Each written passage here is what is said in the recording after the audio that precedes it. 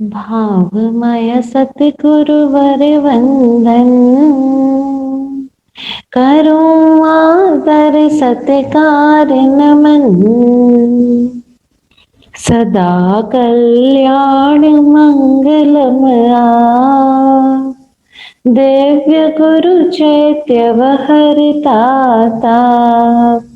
करूं परिउपासन चितनाय, रहे साता का जतने उपाय। रहे साता का सतत उपाय। बोधि प्रदाता पूज्य विराट गुरुदेव पूज्य वैभव श्री जी महाराज को वंदन नमन। उपस्थित सभी भव्य आत्माओं की भव्यता को प्रणाम। पूज्य विराट गुरुदेव द्वारा उद्धृत और पूज्य वैभव श्री जी महाराज द्वारा रचित ये पुस्तक समय वज्जिका यानी सामायिक का विज्ञान, हम इसको पढ़ रहे हैं और इसको पढ़ते हुए हम सामायिक के विज्ञान को, समय के विज्ञान को एंड मोर इम्पोर्टेंटली हम अपने आप को जानने का प्रयास कर रहे हैं। और ये जानना जो है ये होलिस्टिकली जानना है।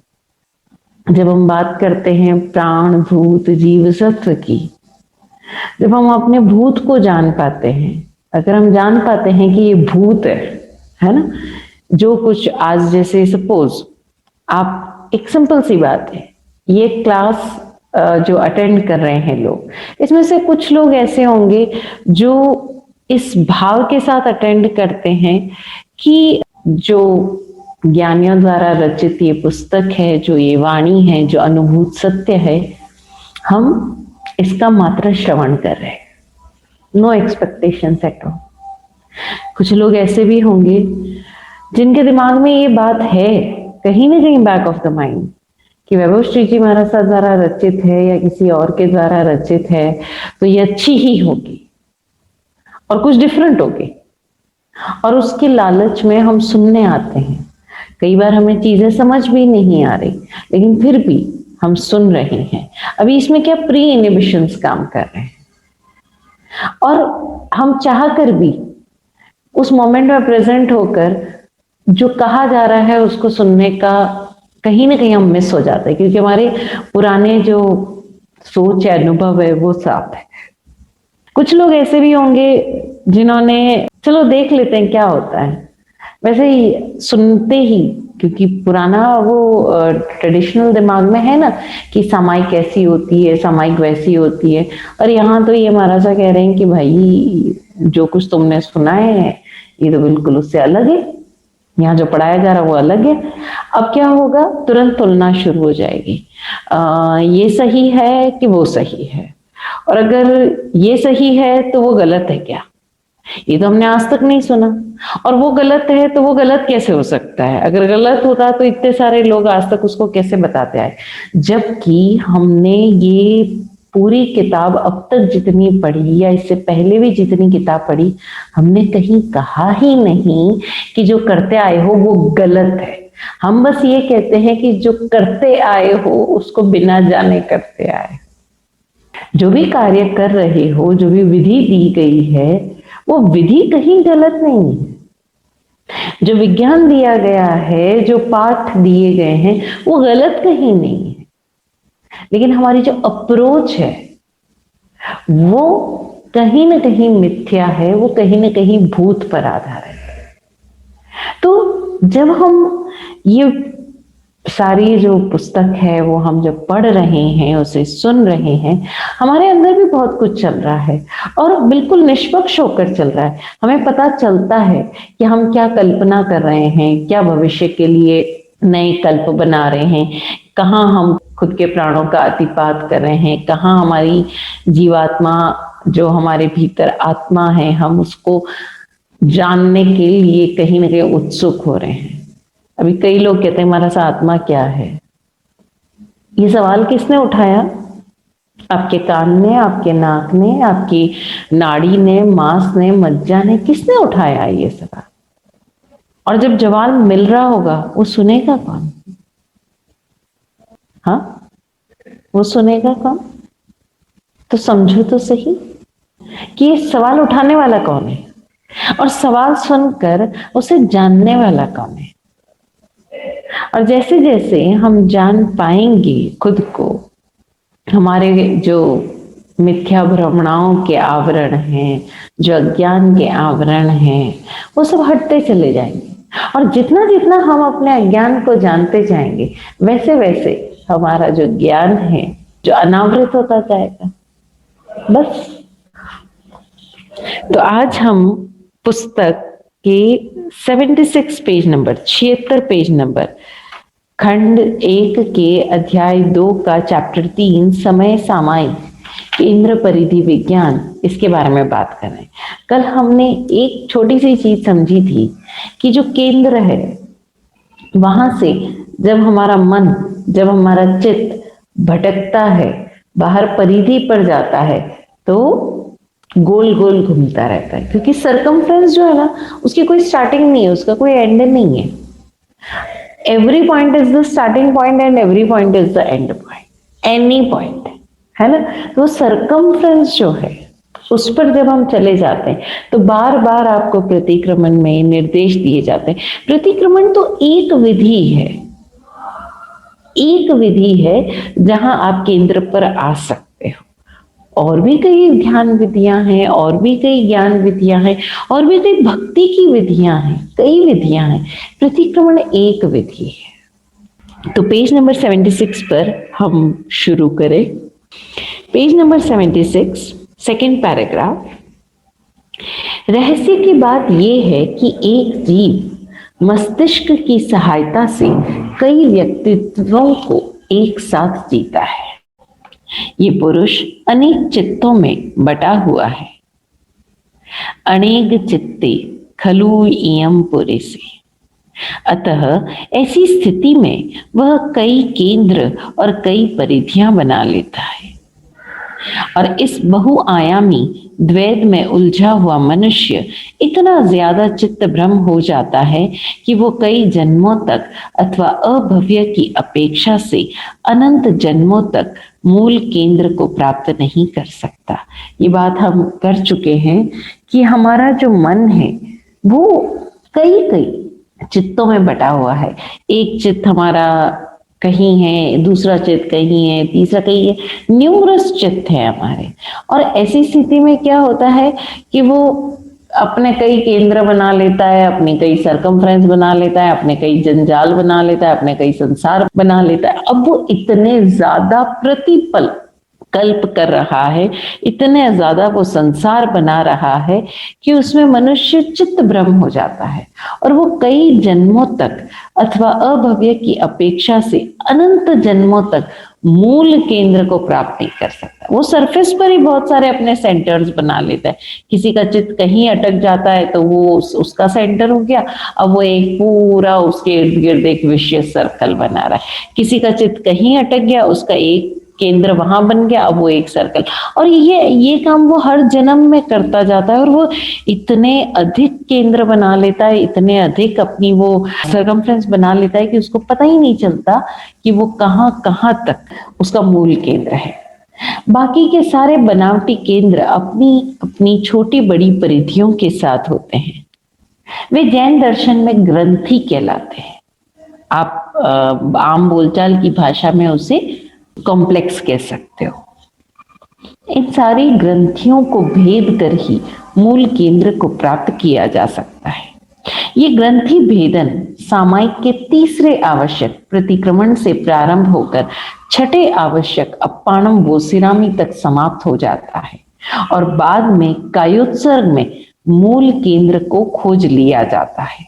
जो जीव खोज पाता है, जो अपने मूल केंद्र को खोज पाता है, उसे हम आत्मज्ञानी या आप्त पुरुष या निर्ग्रंथ कहते हैं। और यही कारण है कि प्राचीन समय में जैन धर्म निर्ग्रंथ धर्म या समण धर्म कहलाता था। निर्ग्रंथ, दो शब्द है, निर प्लस ग्रंथ। ग्रंथ यानी ग्रंथि, और निर यानी जिसमें से सारी ग्रंथि खत्म हो गई है, कोई ग्रंथि नहीं बाकी रही।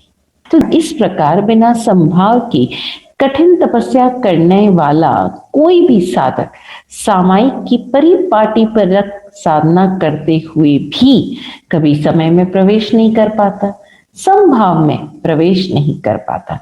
क्योंकि क्या है कि आप कितनी भी तपस्या कर लो, आप कितना ही ध्यान कर लो, अगर आप सम नहीं हुए, सम्यक भी नहीं हुए, ये सारी ध्यान साधना बेकार है। विराट गुरु जी अक्सर कहा करते थे कि ध्यान, ज्ञान या किसी भी विधि द्वारा सिद्धियां और लब्धियां प्राप्त करना बहुत आसान है। मुश्किल है इन सिद्धियां और लब्धियों को प्राप्त करके भी या बिना प्राप्त किए भी संभाव में रहना। हम देखते हैं कई बार ध्यान साधकों को, वो ध्यान अवस्था में न जाने, शायद हो सकता है अवधि ज्ञानी भी हो गई हो, लेकिन कभी वो अहंकारी हो जाते हैं, कभी वो क्रोधी हो जाते हैं, कभी वो एक आयामी सोच वाले हो जाते हैं, उनकी अपनी पकड़ हो जाती है, उनकी अपनी पोजेशंस हो जाती है। समभाव में रह पाना बहुत मुश्किल है। लेकिन जैन दर्शन की जो पूरी साधना है उसे निर्ग्रंथ कहा गया। समणे निगंठे महावीर आता है ना सूत्रों में, समण निर्ग्रंथ महावीर। जो समण हो गया, जो निर्ग्रंथ हो गया, वो महावीर। इसलिए आप में से कई लोगों को जिनको ये गिल्ट रहता है, हाय मैं तो एक उपवास भी नहीं कर पाती, मुझसे तायम्बिल भी नहीं होता, या मैं तो प्रवचन ही नहीं सुन पाती, या मेरे से सामायिक नहीं होती, या मैं 2 सामायिक 4 सामायिक नहीं कर पाती, या मैंने सूत्र नहीं पढ़े, मैंने शास्त्र नहीं पढ़े। कोई बात नहीं पढ़े कोई शास्त्र, कोई बात नहीं होती आपसे तपस्या, कोई बात नहीं, आप ध्यान नहीं कर पाते, कोई बात नहीं, लेकिन एक चीज की साधना करो, समभाव की। शुरुआत करो निष्पक्ष होने की। और देखो, उसके लिए आपको कोई बहुत सूत्र पढ़ना या शास्त्र पढ़ना वो आवश्यक नहीं है।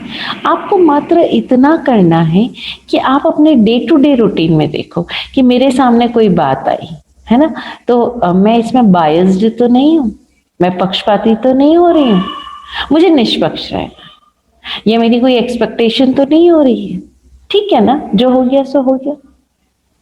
अगर इस तरह से रह पाओ बिना प्रतिक्रिया के, बिना पक्षपात के, तो आप धर्ममय हो, आपकी साधना अनवरत जारी है, प्रतिपल खुद को टकोरते रहो। और जहां लगा कि आप संभाव में नहीं रह पाए, तो देखो मैं क्यों नहीं रह पाया, उस कारण को जानो, और उस कारण को जानकर उस कारण को दूर करने का प्रयास करो। अक्सर हम कहते हैं कि देखो ये साधु कितने उदासीन रहते हैं, न हंसते हैं न रोते हैं, ये संभाव में है। मात्र हंसना या नहीं हंसना, रोना या नहीं रोना संभाव कैसे हो गया? आप उदासीन होना संभाव में होना नहीं है। हम गलती करते हैं यहाँ पर। किसी भी चीज से उदासीन हो जाना ये संभव नहीं है। आपकी थाली में खाना आया, मैं अक्सर देखती हूँ कई बड़े बुजुर्ग हैं, वो बोलते हैं भाई ना तो हम तारीफ करते हैं ना हम कमी निकालते हैं, हम तो भाई समकित है। अरे ये तो उदासीनता हो गई। आपके एक थाली में खाना आया, चाहे जैसा आया, चाहे आपकी टेस्ट का नहीं आया, चाहे नमक कम आया, चाहे तेज आया, या बहुत टेस्टी आया, आप उसमें मजे लेकर खाओ। सामने वाले का दिल खोलकर धन्यवाद करो, उसके एफर्ट्स को धन्यवाद करो, एप्रिशिएट करो कि तुमने मुझे खाना बना कर दिया, धन्यवाद। ये जैसे जैसे आप अपनी ग्रंथियों को जीत पाओगे, आप निर्ग्रंथ होते जाओगे, और यही हमारी साधना का सार है। इस प्रकार बिना संभाव के कठिन तपस्या करने वाले कोई भी साधक सामायिक की परिपाटी परक साधना करते हुए भी कभी समय में प्रवेश नहीं कर पाता, समभाव में प्रवेश नहीं कर पाता।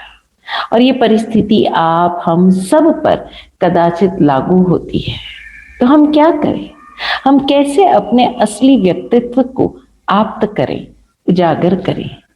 इसके लिए समय समय पर हमारे परम पूज्य तीर्थंकरों ने देश काल पात्र भाव के अनुकूल कई साधना विधियां दी हैं। वही सामायिक कहलाती है। यह सामायिक हर व्यक्ति की अलग अलग मनोभूमियों एवं गुण स्थानों की अपेक्षा अलग अलग रूप लिए हो सकती है, मगर मूल में एक ही साधना प्रणाली है। जिस प्रकार नवजात शिशु, छोटा बालक, किशोर, देहाती अथवा शहर के लोगों को पीना तो पानी ही है, लेकिन इसके पीने का तरीका भिन्न भिन्न हो सकता है। छोटा बालक बोतल से पानी पी लेता है, तो एक किशोर ग्लास को होठों से लगाकर अथवा ग्लास अधर पर रखकर पानी पीता है। एक देहाती संभव है हाथ को दोना बनाकर गिरती हुई पानी की धार से पानी पिए। इन सब में मूल बात क्या है कि पीते तो सभी पानी ही है। इस तरह किसी भी प्रणाली द्वारा समय में अवस्थिति की जाए, ये आवश्यक है। आप किसी भी विधि से करो, चाहे आप मूर्ति पूजक विधि से करें, चाहे श्वेतांबर स्थानकवासी विधि से करें, दिगंबर विधि से करें, या बिना किसी विधि के करें, जरूरी क्या है कि आप समय में अवस्थित हो, वो जरूरी है। समय में अवस्थित यानी उपस्थित होना, पूरी तरह से पूर्ण रूप से रहना। उपस्थित तो प्रेजेंट होना होता है, लेकिन यहाँ पर उपस्थित से भी आगे कहा गया अवस्थित, संपूर्ण रूप से। समय में अवस्थिति के पुरुषार्थ को सामायिक कहा जाता है, जिसमें व्यक्ति इस बहुआयामी मल्टी डायमेंशनल जो आपका चित्त भटकता है ना, परिधिमय जीवन में बने हुए अनेकों बनावटी केंद्रों के व्यामों यानी जंजाल, इमेजिनेशन से निकलते हुए अपने शुद्ध केवल रूपी केंद्र को प्राप्त करता है। ये केवल रूपी केंद्र ही समय है, क्षण है, संधि है, वर्तमान है, आत्मा है, ब्रह्म है, और उसकी आपति यानी आपके अंदर से वो निकलना की विधि ही सामायिक है। उस विधि के परिणाम की पराकाष्ठा तक पहुंचने के लिए हमें इस विज्ञान को अच्छी तरह से जानना होगा। बिना जाने किया गया कृत्य लक्ष्य को नहीं वेध पाता। इसलिए परिधि से केंद्र को प्राप्त करने की इस सामायिक साधना के परिधि केंद्र विज्ञान को हम फिर से जानें। हमें कई बार लगता है कि हम कैसे करें, तो यहाँ पर गुरुदेव कह रहे हैं, बिना जाने किया गया कृत्य लक्ष्य को नहीं वेध पाता। आपका जो मोटो है, आपका जो गोल है, दैट इज नॉट अचीव्ड। और इसलिए परिधि से केंद्र को, मतलब हम जो बाहरी सरकमफ्रेंस पर घूम रहे हैं, वहां से सेंटर तक पहुंचने की इस सामायिक साधना के परिधि केंद्र विज्ञान को हम फिर से जानें। जब कोई वस्तु केंद्र पर स्थित है तो वो परिधि के समस्त विषय बिंदुओं से समान दूरी पर, निष्पक्ष दूरी पर स्थित है। सिंपल सी बात है। सेंटर से सरकमफ्रेंस की जो दूरी है यानी जो रेडियस है, वो हमेशा सेम ही रहेगा, चाहे वो सरकमफ्रेंस के किसी भी पॉइंट से कनेक्ट करें। ठीक इसी प्रकार चेतना यानी आपकी कॉन्शियसनेस जो क्षण में है, यानी आत्मा जो स्वभाव में है, वो विश्व के प्रति, समस्त विषयों के प्रति, कोई एक विषय नहीं कि भाई मैं तो सिर्फ अपने बच्चे से नहीं बोलूंगी, दीक्षा हो गई, ये साधु बन गया तो ये अपने पति की तरफ तो मुंह उठाकर भी नहीं देखती है साधु। अरे वो पति की तरफ भी वैसे ही देखे ना जैसे अपने पिता की तरफ देख रही है, या समाज के किसी भी व्यक्ति की तरफ देख रही है, या एक छोटे बच्चे की तरफ देख रही है, या एक 80 साल के बूढ़े की तरफ देख रही है, या एक स्वीपर की तरफ देख रही है, या एक बहुत बड़े श्रीमंत सेठ की तरफ देख रही है। क्यों? क्योंकि केंद्र से परिधि के किसी भी पॉइंट का जो डिस्टेंस है वो सेम। तो जो चेतना है, जो क्षण में है, आत्मा जो स्वभाव में है, वो समस्त विश्व के प्रति, समस्त विषयों के प्रति निष्पक्ष है, पक्ष विपक्ष से रहित है, विषय मात्र का वो ज्ञाता दृष्टा है। वो कुछ नहीं कर रहा है, वो सेंटर पर है और वो हर पॉइंट को एक समान देख रहा है, मात्र जानता दिखता है। अतः ऐसा आत्मा ही समय है, सामायिक में है। किंतु जब वह चेतना समय में यानी सेंटर पर केंद्रस्थ नहीं है, तब वह अपने मन के असंख्य चित्तों यानी कैरेक्टर्स के चित्त विषयों के अधीन होकर परिधि पर घूम रही है। अब परिधि भी अस्तित्ववान है, किंतु वह खंड खंड रूप लिए, वो एब्सोल्यूट नहीं है, उसके बहुत टुकड़े हैं। उस पर उपस्थित प्रत्येक बिंदु एक अलग विषय, एक अलग सब्जेक्ट कैरेक्टर है, इसलिए वो टोटल नहीं है, पूर्ण नहीं है, कंप्लीट नहीं है। अतः वहां पर चेतना स्वाभाविक रूप से समग्र टोटली प्रेजेंट रह ही नहीं सकती। फिर क्या होता है? अशांति शुरू होती है, बेचैनी होती है। परिधि पर घूम रही चेतना एक बिंदु से दूसरे बिंदु, दूसरे बिंदु से तीसरे बिंदु पर भटकती रहती है। विषय बदलती रहती है, सब्जेक्ट बदलते रहते हैं, लेकिन सदैव वितृष्ण और व्याकुल बनी रहती है।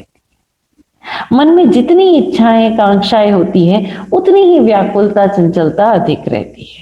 ऐसी परिधि में भ्रमित चेतना ही वो सांसारिक जीव है जो जीवन पर्यंत शांति तलाशती है, किंतु पाती नहीं है।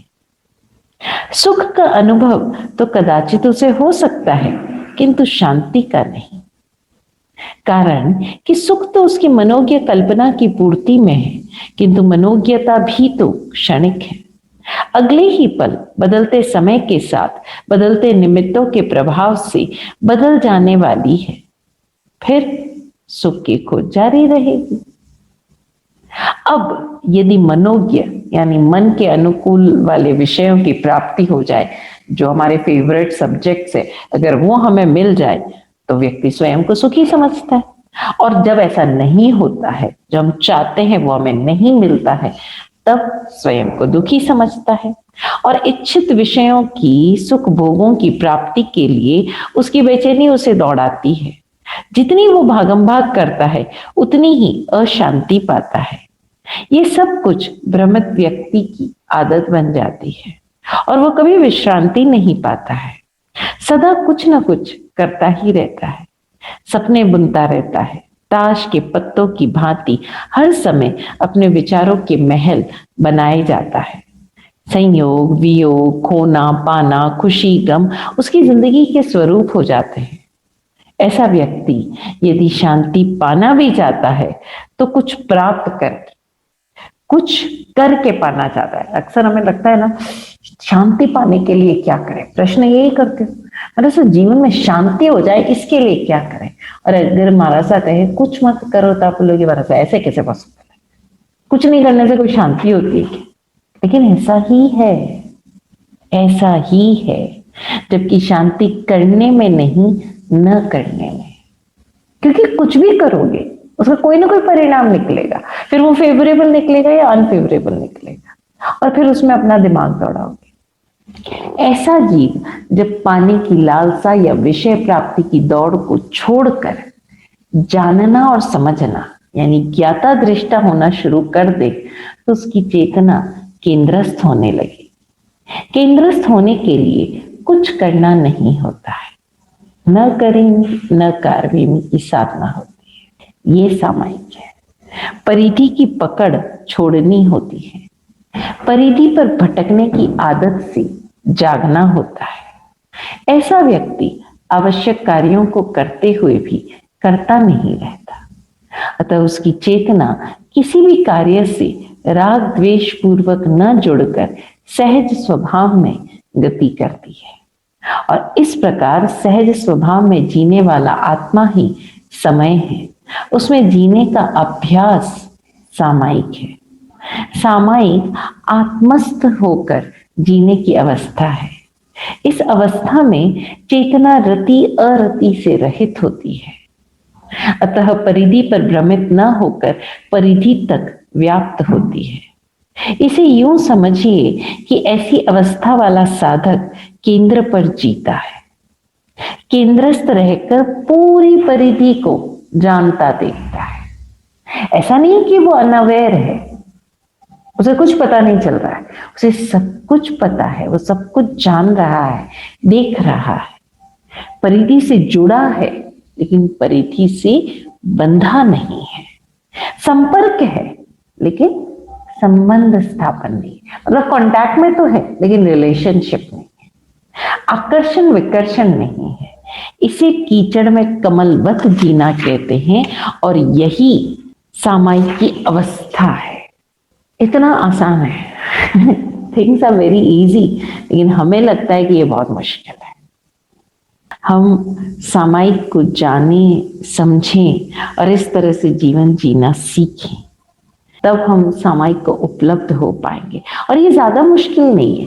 हाँ, हो सकता है कि आज आप जो जान रहे हैं वैसा आपने पहली बार सुना, इसके इतने सारे आयाम हो सकता है आपने पहली बार जाने हो सकता है पहले से भी जानते हो, लेकिन मुश्किल नहीं है, मुश्किल नहीं है, आसान है।